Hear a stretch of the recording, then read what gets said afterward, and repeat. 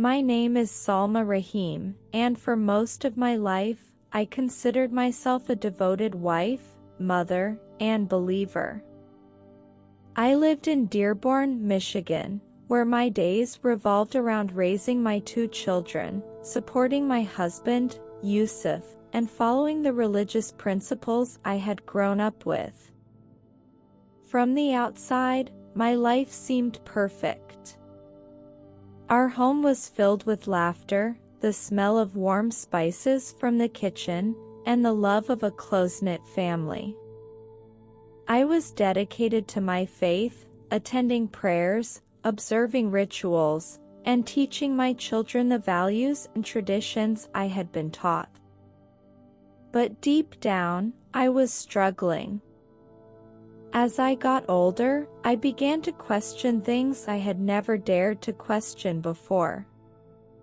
Late at night, when the house was quiet, thoughts would creep into my mind, questions about God, the afterlife, and the strict rules that governed my faith. Why did God seem so distant? Was he really as merciful as I had always been taught? I tried to push these thoughts aside, telling myself they were just doubts from within or distractions from the outside world. But no matter how much I prayed or studied, the questions lingered, like a quiet whisper in the back of my mind. On June 4, 2021, my life took a turn I could never have anticipated. It was the day I died and encountered Jesus Christ. That Friday morning started out just like any other. The sun was shining through the curtains as I prepared breakfast for my children. Yusuf was already out the door, heading to work at his construction business, and the kids were sitting at the table, laughing and talking about their plans for the weekend. Later that afternoon, I decided to prepare a special dinner for the family. I wanted to try a new recipe, a rich lamb stew my mother had taught me years ago. I gathered the ingredients, tied my apron around my waist, and began cooking, savoring the familiar rhythm of chopping, stirring, and tasting. As I worked, I felt an unexpected sense of contentment. For a moment, my doubts faded into the background, and I focused on the simple joy of preparing a meal for the people I loved. But everything changed in an instant. I was standing at the stove, stirring the pot of stew, when I felt a sudden, sharp pain in my chest. It was like nothing I had ever experienced before, intense, overwhelming, and radiating through my entire body. My hands began to tremble, and the wooden spoon fell from my grasp. I leaned against the counter, trying to catch my breath, but the pain only grew worse. My vision blurred, and a wave of dizziness washed over me. I called out for my son, but my voice was weak, barely more than a whisper. The last thing I remember was collapsing onto the kitchen floor, the sound of the bubbling stew fading into silence. When I opened my eyes, I was no longer in my kitchen. The pain, fear, and chaos of the moment were gone, replaced by an overwhelming sense of peace. I found myself standing in a place unlike anything I had ever seen. It was filled with light, not the harsh light of the sun, but a soft, radiant glow that seemed to emanate from everywhere and everything. The air was warm and carried a faint, sweet fragrance, like flowers blooming in the spring. The ground beneath my feet shimmered like crystal, and the colors around me were so vivid, so alive, that they seemed to pulse with energy. It was a beauty beyond anything I could have imagined, and for the first time in my life, I felt completely whole. As I stood there, marveling at the beauty of this place, I became aware of a presence behind me. It was unlike anything I had ever felt before, powerful yet gentle, overwhelming yet comforting. When I turned, I saw him, Jesus Christ. He was standing just a few feet away from me, his face radiating love and compassion. His eyes held a depth of understanding that made me feel as though he could see every part of me, my joys, my fears, my doubts, and yet he loved me unconditionally. "Salma," he said, his voice gentle but filled with authority, "you have been searching for truth, and now you have found it." As Jesus spoke, I felt a wave of love wash over me. It was unlike anything I had ever experienced before, pure, unconditional, and overwhelming. In that moment, I realized that all the doubts I had carried, all the questions I had wrestled with, were answered in his presence. He explained that God's love is not bound by rules, rituals, or traditions. "I created you," he said, "and I have always loved you. My love is not something you have to earn, it is a gift, freely given to all who seek me." Tears streamed down my face as I listened to his words.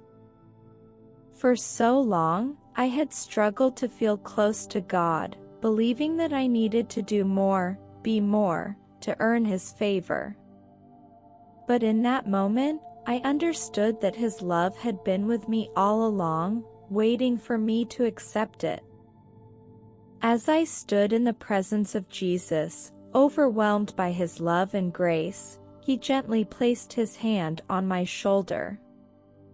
"Salma," he said, "there is more I need to show you." In an instant, the beautiful light around us dimmed, and the scene changed. I found myself standing above the earth, as though I were looking down from a great height. It was a perspective I had never seen before, and what I saw filled me with both sadness and urgency. Jesus showed me the spiritual condition of humanity, the struggles, the pain, and the distance so many people had placed between themselves and God. I saw families torn apart by anger and unforgiveness. Parents were distracted, consumed by their careers or personal pursuits, while their children felt lost and unseen. People were chasing after wealth, success, and the approval of others, believing these things would bring them happiness, but their hearts were empty.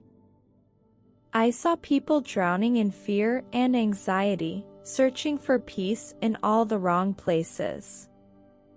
Some turned to substances, others to distractions like social media or endless entertainment. But none of it could fill the void inside them. Then Jesus showed me something that hit even closer to home. I saw people practicing religion without truly knowing God. They were going through the motions, praying, fasting, attending services, but their hearts were far from him.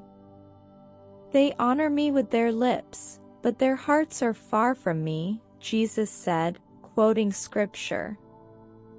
His voice carried a deep sorrow as he spoke. I saw myself in those people.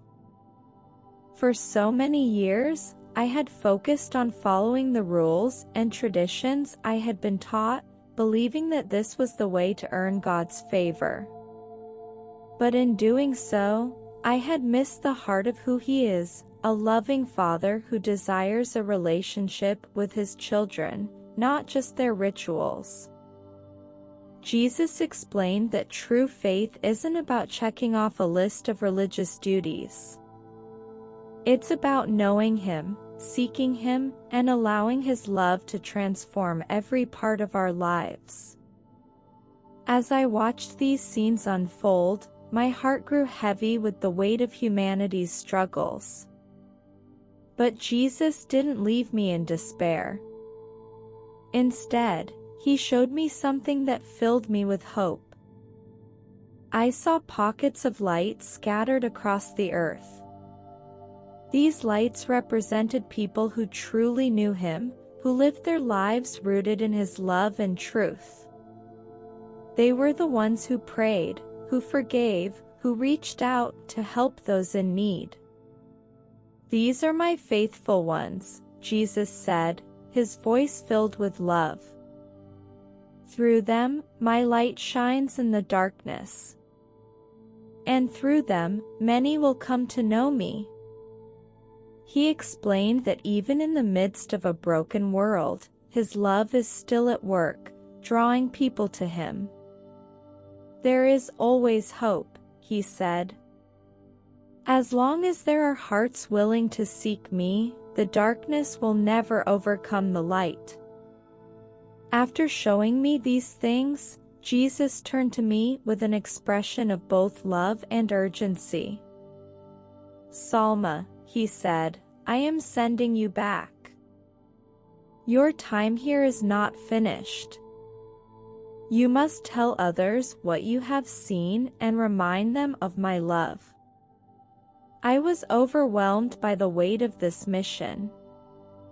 "But how?" I asked him. "What if they don't believe me? What if I'm not strong enough?" Jesus smiled, his eyes filled with reassurance. "Do not be afraid," he said. "I will be with you always.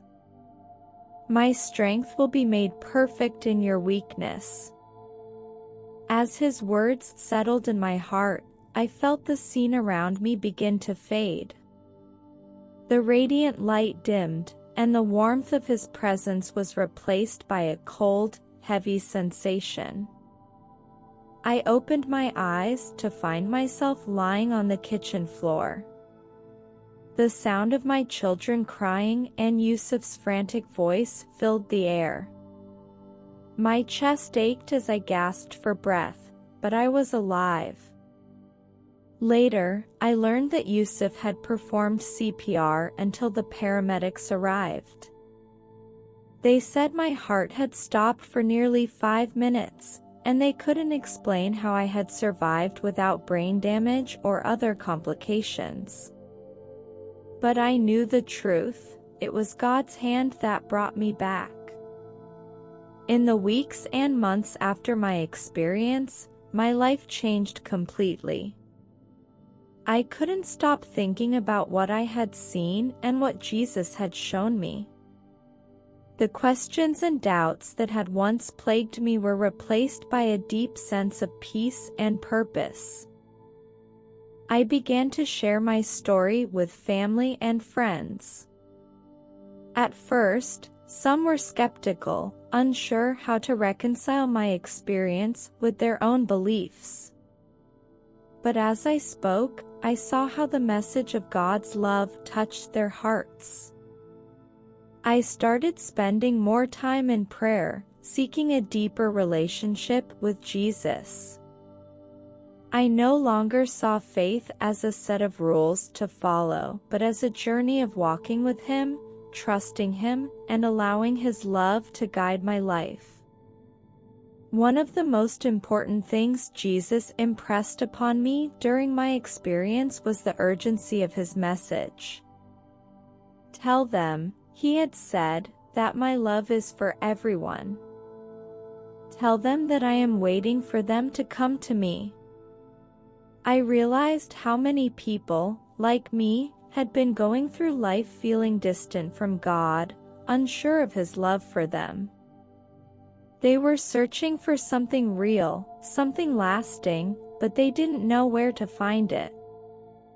Jesus' message is simple yet profound. He loves us unconditionally, and He is calling us to know Him, to trust Him, and to let His love transform our lives. If there's one thing I want you to take away from my story, it's this: God's love is real, and it's for you.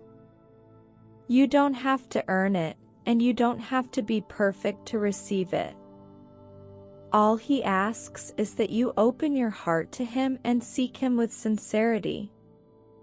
The questions, doubts, and struggles you may be facing are not obstacles to His love, they are opportunities to draw closer to Him.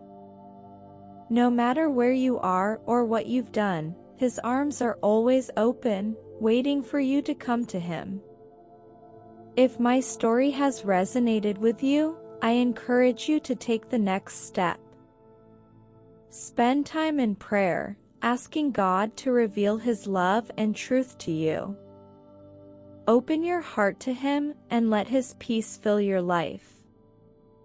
Please share this video with others. It's a message the world desperately needs to hear. Like and subscribe to this channel, and leave a comment below about how God has been working in your life.